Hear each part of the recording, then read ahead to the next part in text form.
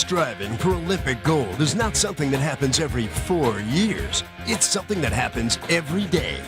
Everyday American athletes live by the Olympic ideals of honesty, dedication, determination, and sportsmanship, all in an effort to become the very best. Play ball! Join USA Softball at a training camp and meet the women who will represent the U.S. at the World Championships. See how one man is helping inner-city kids realize their dreams through fencing. Find out why the Paralympic sport of quad rugby was originally called murder ball. And join us as we try to catch up with marathon runner Scott Larson as he prepares to go the distance in Athens.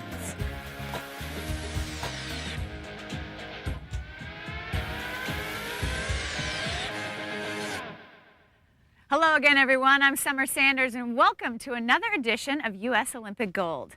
The Olympic Training Center in Chula Vista, California was the scene this past June for a USA Softball National Team Camp. Veterans Lisa Fernandez and Crystal Bustos were joined by newcomers Jenny Finch and Kat Osterman. They all came together to strut their stuff for Mike Candrea, the newly named coach of the women's national team. And when the team took the field in Canada last month, they were going for their 5th consecutive World Championship title. They were also looking to qualify for their 3rd consecutive top seed at the Olympic Games. So why don't you join us for a few innings and see how they did? We're 2-time defending champions of the gold medal, and they want nothing more than to take it away from us. And so I think that's a personal challenge to each and every one of us, that we have to be better than the time we were before. Because as the years go by, they're improving, they're learning, and they've got one focus, and that's to beat the United States of America. The U.S. women's softball team won the first Olympic gold medal in the sport's history during the 1996 Olympic Games in Atlanta, and they defended that gold in Sydney. They were also going for their 5th consecutive World Championship this year. Newly named head coach Mike Candrea met veterans and stars of the future at a 3-day tryout camp this past spring. His work was cut out for him as he had to evaluate the talent that would take Team USA through the 2004 Olympic Games in Athens. You try to weigh what the athlete has done in the past, but also you look at things that, have they come in here in good shape? Are they prepared? And it's a very, very difficult task. The other thing is trying to find kids that make adjustments. I think our game's a game of adjustments, and so if you see a kid doing the same thing 4 days in a row, then they're going to have problems at this level. And I think the cream always rises to the top, so this is really a good test for all of the young ladies that are out there.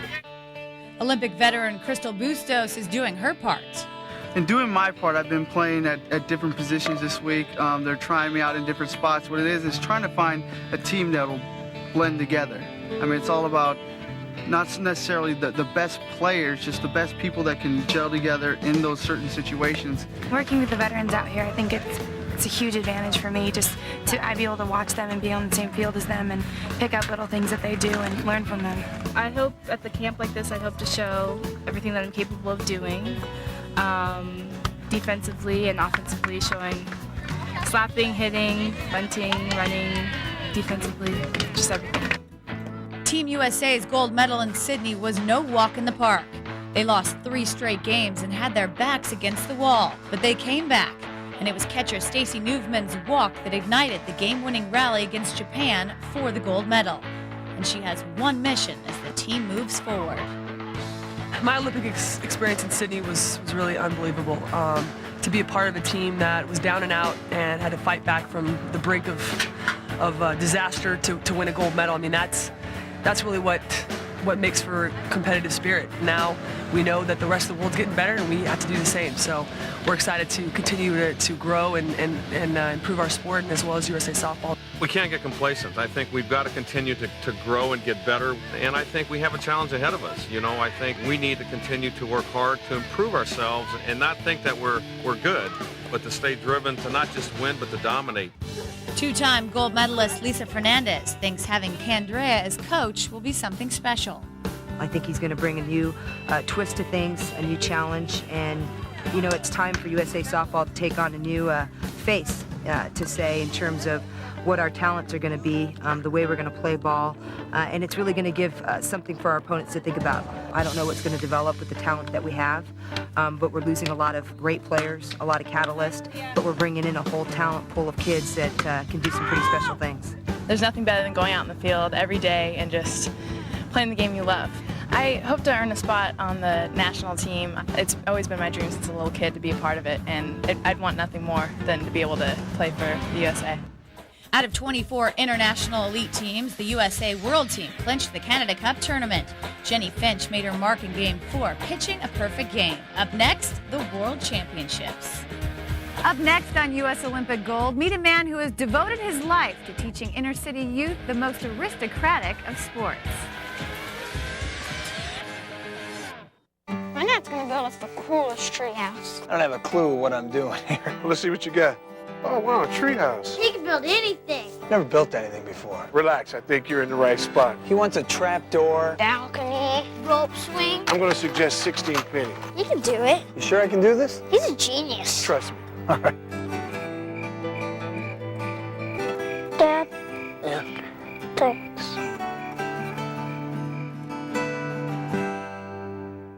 Let's start with you, Jennifer. There is no communication. None. He just sits there like a lump watching the satellite TV.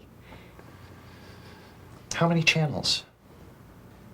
Do it a lot. I mean, there's like 2 just for volleyball. Surround? Oh, yeah.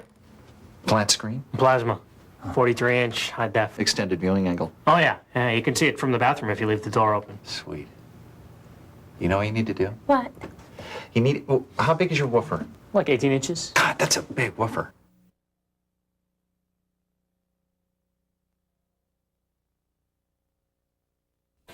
Marathon man Scott Larson.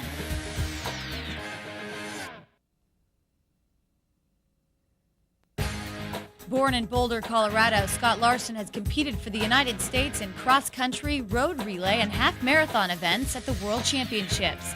In 2001, he won his first U.S. title, finishing as the top American at the New York City Marathon, placing 13th overall. Looking down the road, Scott is preparing to go the distance at the 2004 Olympic Games in Athens, Greece.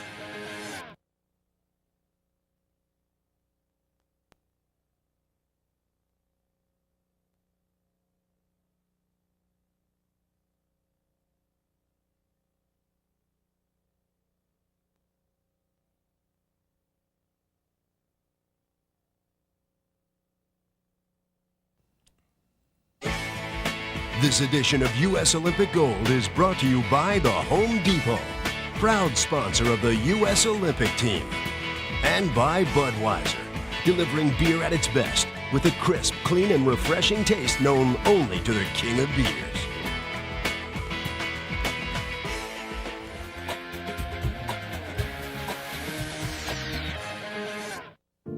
Without the sport of fencing, I wouldn't be who I am today.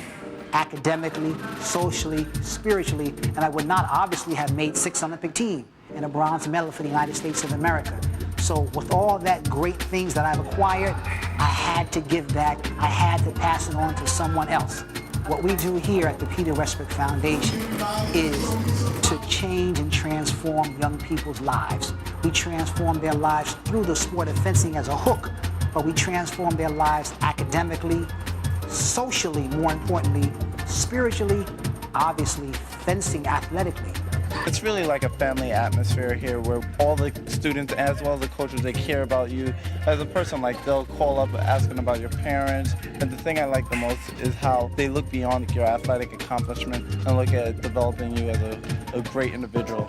I never dreamt in a million years that the fencers would accomplish what they have accomplished. We have kids that are world champion, the national championship. The baddest man and the baddest woman in America are my kids, Aaron and Keith Smart. And they were the first 2 kids to walk in 11 years ago, and they are our first 2 Olympians. And also to be brother and sister is just phenomenal to me. And we have one of my pride and joys, Ivan Lee. He's won the national champion 2 years in a row by beating the Olympians. And I'm telling the whole world, watch out for Ivan Lee. I came one Saturday morning, I was looking at all these little kids poking at each other with weapons. I said, listen, I'm not too thrilled on this idea, you know? But I tried it nonetheless, and it was rather fun. And I guess because of my fear of getting hit, I developed strong defense. and Peter noticed it. So he said, hey, brother, you be really good. You go really far in this sport. And 9 years later, I'm on the U.S. team. Well, I gained a lot from the foundation, just from working with Peter and my teammates. It's made me a lot tougher as an individual. I'll admit, I was kind of a mama's boy growing up. Normally, I used to fence with my Olympians, Ivan, my Olympians, once a week. And most of the time, I beat them. They don't want to admit it. He can't beat me. I'm just letting you know that now. He gets the wrestling every once in a while. He can't beat. It was 15-13, like he beat me by 2 points. But I haven't fenced in 5 months. In 5 months. Until you convince me that it's gone, we always gonna rock and roll, and I'm gonna be rolling you more than you rock me. So that's the thing that I tell them. And also on a more serious note, when you're able to capture somebody's interest in the sport of fencing, when you're able to capture their attention by beating them, it gives you a little more clout to teach them other things in life. So the reason I do this, yes, because I'm competitive, yes, I love beating them, no question, but also there's a higher motive where I can kind of guide them and steer them in the right direction. It's fun being around him because he makes the place, very lively. Keeps everyone on their toes, and he's just a happy person. So whenever you're around him, there's always a positive aura about him. As a competitor, he's one of the toughest mentally I've ever seen in my life. It motivates me, where he's come from, what he's accomplished, what obstacles he's had to go through. And he's paved the way for us. He's made our way straight, made it very easy for us. So I appreciate that too. As I tell all my Olympians, as I tell all my world champions, that I haven't left the arena yet. The Peter Westbrook Foundation is located in New York City. For more information about the programs offered, visit peterwestbrook.org or stop by and check out a class. Still to come on U.S. Olympic Gold, meet some men who bring it on in the sport of quad rugby.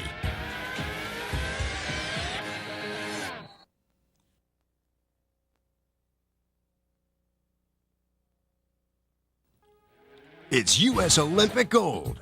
2001 U.S. Marathon champ Scott Larson prepares to go the distance at the 2004 Olympic Games in Athens.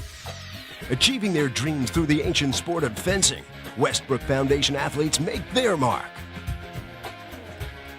And Olympic veterans and newcomers hoping to make the 2002 U.S. softball team show Coach Mike Candrea they've got what it takes to stay on top.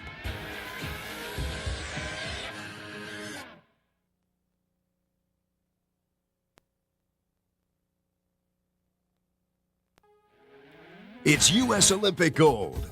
2001 U.S. Marathon champ Scott Larson prepares to go the distance at the 2004 Olympic Games in Athens. Achieving their dreams through the ancient sport of fencing, Westbrook Foundation athletes make their mark. And the women of USA softball show they've got what it takes to stay on top.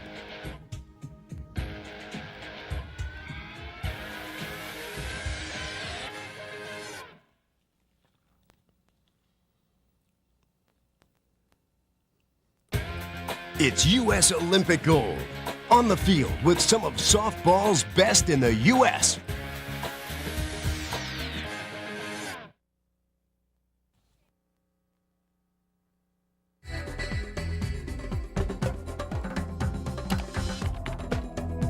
USA 2002 Olympic berets have gone platinum. 1 million berets sold and counting. In the record business, that would make us platinum, although we prefer gold. To get your commemorative beret or to be the first to get the Athens 2004 merchandise, visit USOlympicTeam.com.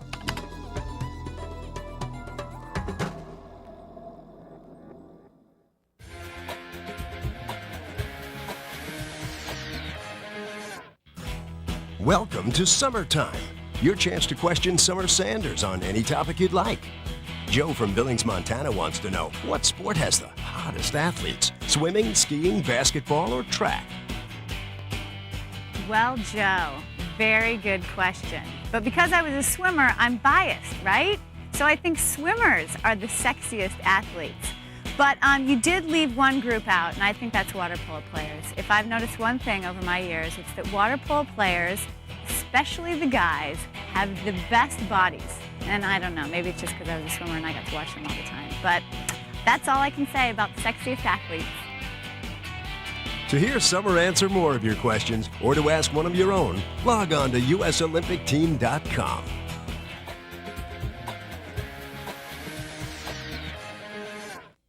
lot of times when people in the community see you in a wheelchair, they kind of treat you like you're made of glass, and they're worried you're fragile and things like that. But in wheelchair rugby, it's kind of just high-speed bumper cars. Is a good way of thinking of it. I think that's why it probably has the name rugby, is because of the physical nature of the game. I mean, hitting and hitting hard. I broke 3 ribs. Let's see, broken ribs. What else? Concussions from landing, hitting my head. The occasional dislocated thumb, hand injuries. If you have fear, you don't play intensely, and you need to be intense out there. Meet the U.S. Wheelchair Rugby Team. Wheelchair rugby, also known as quad rugby, is for athletes who are quadriplegics. Many people are familiar with wheelchair basketball, but those athletes are amputees or paraplegics who are only limited in the use of their legs. Quadriplegics have limited use of all 4 limbs, making it difficult for them to be competitive in wheelchair basketball. So in the early 80s, wheelchair rugby was invented. The rules for wheelchair rugby are slightly modified. First, they play on a hard gym surface instead of grass. Each team has 4 players on the court, and to score, they must simply get the ball across the goal line. The basic rules about the ball needs to cross the half-court line within 15 seconds. On the inbound, you have to bounce the ball every 10 seconds or pass it to a teammate. In this sport, it isn't just the athletes that get injured, their wheelchairs take a beating. Guys are going to nail you from the side, and axles are going to bend or even break, and you only have 1 minute to change the wheel. And so that's important, to be ready. Wheelchair rugby became a full medal event at the 2000 Paralympic Games in Sydney, and the Americans won the inaugural gold. You'll never feel that success until you win a gold medal match. And we felt it right there. And I can't put into words how exciting that is. There's a definite drive to defend that medal. In every game we play, we want to play like we are the best team out there. Every team that you play is looking to knock you off of that pedestal. Andy Cohen is one of the younger players on the team, and although he didn't make it to Sydney, he's aiming for Athens. After getting cut in 2000, I really dedicated myself to getting in shape and working out all year as opposed to just during the season. And so, yeah, it did. Definitely kind of lit a fire. Steve Curley has been playing rugby for years, but has yet to compete at the Paralympics. He'd like to end his career with a Paralympic victory. The Paralympics, that's the big show. I couldn't think of a better way. I mean, that would be the greatest experience in the world. There are now more than 45 organized quad rugby teams in the United States, and there are 23 international teams. Want to find out what's happening? Well, you're in luck. When we come back, it's U.S. Olympic Gold News.